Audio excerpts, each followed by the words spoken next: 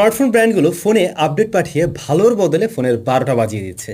এর প্রমাণ এই যে আমার হাতে দুটো স্মার্টফোন একই ব্র্যান্ডের একই সময়ের।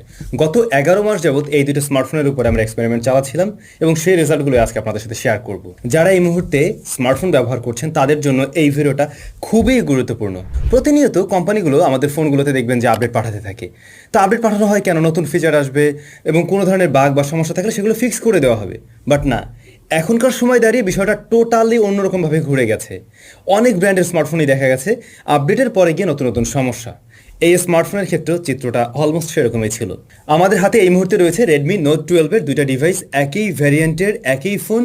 গত 11 মাস যাবত এই স্মার্টফোনগুলো আমাদের কাছে এসেছিল এবং এই ফোনের রিভিউ আমাদের চ্যানেলে পেয়েছিলেন যখন এই ফোনের রেজাল্ট বেশ ভালো ছিল। এবং অনেকেই পরবর্তী সময় আমাদেরকে কমেন্ট করে জানিয়েছেন, ভাইয়া আপনার রিভিউ দেখে এই ফোন কিনলাম, কেনার 3-4 মাস বা 5 মাস পরে গিয়ে এই ফোনে বিভিন্ন রকমের সমস্যা দেখা দিচ্ছে।